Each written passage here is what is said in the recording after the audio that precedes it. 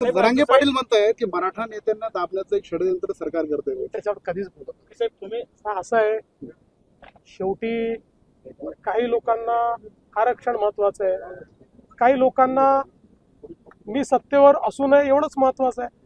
तर त्याला काय उत्तर द्यायचं मी? आता 29 तारखेपासून जरांगे पाटील मुंबईला जाणार आहे. मुंबई जाम होण्याची शक्यता आहे.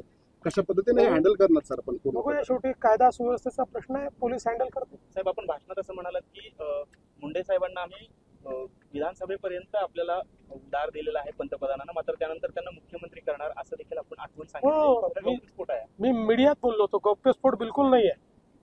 मी स्वतः मीडियामध्ये सांगितलं होतं की मुंडे साहेबांना, म्हणजे हे मोदीजींना बोललो असं नाही, मी जाहीर सभेत बोललो आणि मीडियातही सांगितलं होतं की मुंडे साहेबांना आम्ही सध्या उधार दिलेला आहे. आमची इच्छा आहे की त्यांनी येऊन नेतृत्व करावं. कुठलाही गौप्यस्फोट नाही, त्यापूर्वी अनेकदा बोललो. सर, नागपूरचा एक व्हिडिओ आलाय. एक मनुष्य आपल्या पत्नीला गाडीवरती बांधून घेऊन जातो, त्याच्या मदतीसाठी कुठे आलं, डेड बॉडी घेऊन. नाही, मी बघितलेला नाही, त्याच्यामुळे न बघितलेल्या गोष्टींवर मी कशी प्रतिक्रिया व्यक्त करू? व्हिडिओ